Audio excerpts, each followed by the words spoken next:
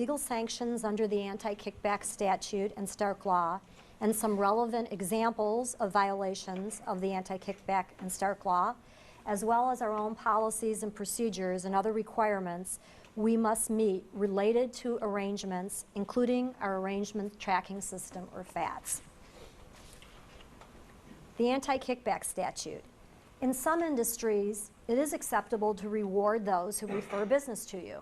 However, asking for or receiving any remuneration in exchange for the referral of federal healthcare program business is a crime under the anti-kickback statute.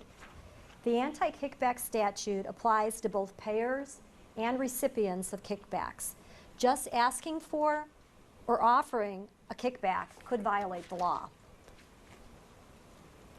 The anti-kickback statute prohibits the knowingly and willfully solicitation or receipt of any remuneration, either directly or indirectly, overtly or covertly, in return for the referring of an individual to a person or a hospital, for the furnishing or arranging of any service or item which may be payable under a federal health care program. Intent must be proven, and you must commit the act knowingly and willfully. The government does not need to prove that you knew the law, and the government does not have to prove that you intended the law. What's a kickback? Kickbacks can be cash for referrals or more subtle kickbacks like free rent, below fair market value rent, free clerical staff, or excessive compensation for medical directorships. Numerous physicians have been sanctioned for selling their product loyalty to drug or device manufacturers or companies. For example, an orthopedic surgeon accused of accepting kickbacks from a device manufacturer in exchange for preferentially using their artificial hip and knee joints recently paid $650,000 to settle that case against him. Avoiding the anti-kickback statute is important because there are various fines and stiff penalties that can include actual payments, prison time, and even program exclusion. So, yeah. In one of your slides, it said knowingly and willfully doing something wrong. Well, what if some employee does take something like instead of spending $10, spends $20 and it's considered wrong, but they don't know that? Are you still in trouble with the law if you don't know? No, you're not in trouble with the law. You have to have the intent that you knew what you were doing, knowingly and willfully, that you violate it. Bruce, do you have anything that you want to add with that? No, well, you're right, that you knowingly and intentionally violated the law. So you spent $20, but you knew that the law was 10, but you went into it with basically the idea of violating the law. Right. Okay. Under the civil monetary penalty statute, the fines can be up to $50,000 per claim submitted and up to 3 times the amount offered, paid, solicited, or received. It doesn't matter if the payment was received for a lawful purpose. For example, you actually provided the services. Or the penalty can be exclusion. Since the anti-kickback statute is a criminal law, there can be fines up to $25,000 per violation, up to 5 years in prison per violation, and exclusion from participating in any federal health care program. Some people refer to exclusion as a financial death sentence because excluded individuals may not receive payment for treating any Medicare or Medicaid beneficiaries. Who could be subject to the penalties? The company, the managers, the executives who participated in the violation, salespersons, physicians, or anyone else that participated. There have been many physicians that have been sentenced to federal prison for anti-kickback statute violations. It's our responsibility to know the laws, to know and understand United's Code of Conduct and Policies and Procedures, to comply with the law, and to comply with United's Code of Conduct and Policies and Procedures. If you do not know if something is a violation, Just ask. There is no problem at all with asking. What types of arrangements can potentially implicate anti-kickback statute? It doesn't mean that they do, but often they can. Payments in excess of fair market value. For instance, we would pay a hospital more than it actually costs for leasing the staff or leasing space. Payments that are lower than fair market value. Payments for items or services that are not legitimate or unnecessary. For example, we would only need one room to do our services, and yet the hospital leases us 2 rooms and we pay them more money even though it's not necessary to lease the extra space. Payment for referrals.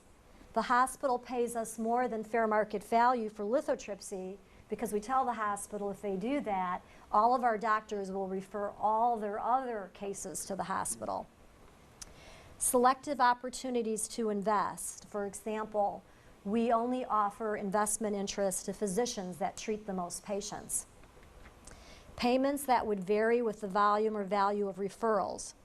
For example, we would pay our investors not based on the percentage that they own, which is how we currently pay our investors, but based upon how many cases they treated. Yeah. How do we determine fair market value?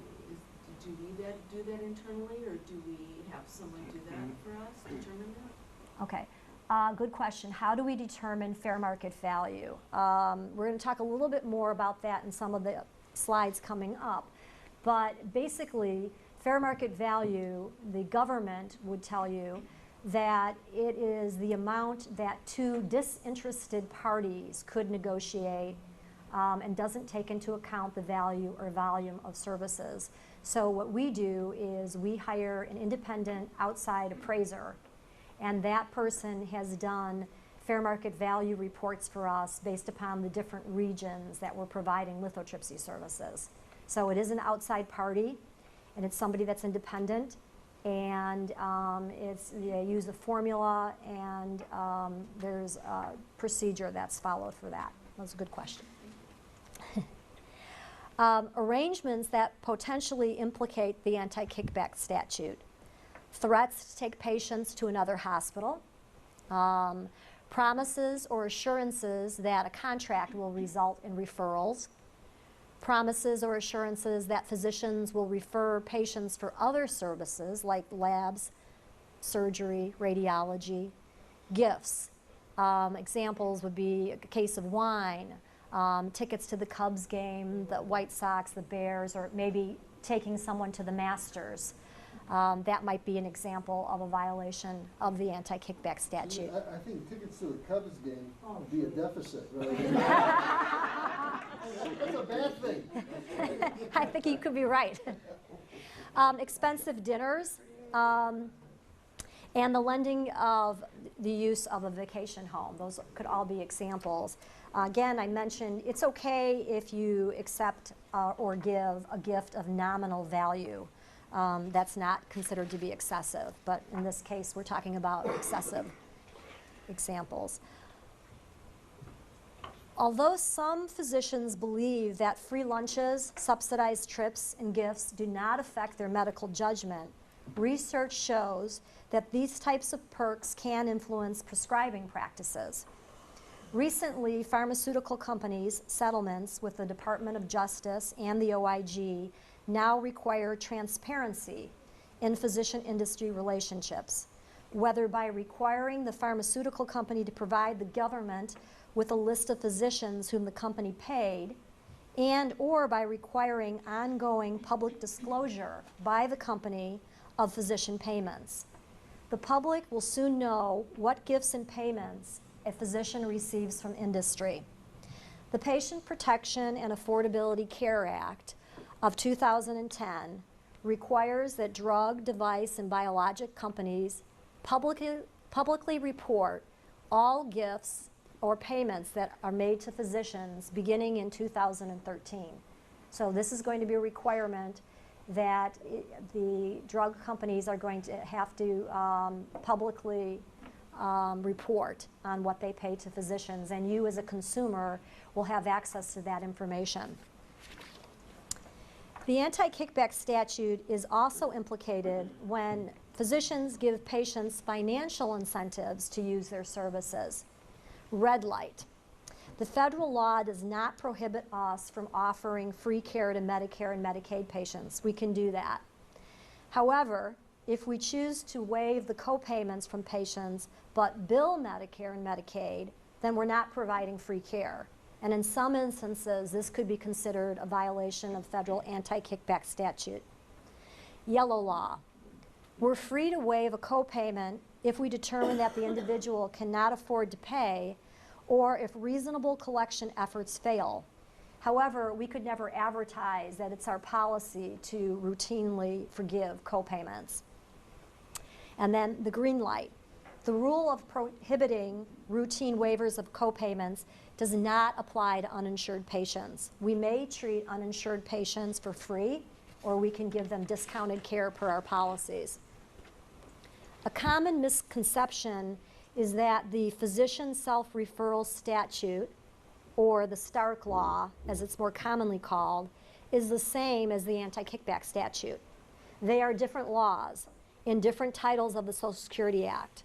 The Stark Law prohibits physicians from referring Medicare or Medicaid patients for designated health services to an entity in which the physician or an immediate family member of the physician has a direct or indirect financial interest for designated healthcare services that are payable under Medicare or Medicaid. So even if one physician did not have any direct or indirect financial ownership, if their spouse or their child does, the referral of a designated healthcare service could be a Stark violation. The entity that bills for those services may not submit a claim for any services that result from a prohibited referral unless there's an exception that applies. Congressman Pete Stark of California first proposed the federal law in 1989, and it became known as Stark I. The Stark I law applied only to clinical laboratory services, and that became effective in 1992. And that's because that's where they saw the most abuses, was if a physician owned their own laboratory, they would refer all their patients for lab services. Subsequently, Congress significantly expanded the Stark statute to cover a very long list of designated healthcare services in addition to the original clinical lab services. These amendments, which became effective in 1995, are known as Stark II. The Stark Law is a civil statute. You cannot go to prison for violating it. Remember, anti-kickback statute's criminal law, you can go to prison. Stark is a civil law, and you cannot go to prison for violating it. It's a strict liability law, which means proof of specific intent to violate the law is not required. So it kind of goes to Dr. Norris's question on anti-kickback statute. Anti-kickback statute violation, you do need to establish intent. But Stark, you don't need to establish that there was intent involved. A tainted financial relationship violates the Stark Law regardless if you had good intentions or not. Penalties under Stark include no payment for the services furnished, refunds of all the amounts that were paid, civil monetary penalties of up to $15,000 per service, and civil monetary penalties of up to $100,000 per arrangement or scheme if engaged in a circumvention scheme. What's a circumvention scheme? One example could be cross referrals. I know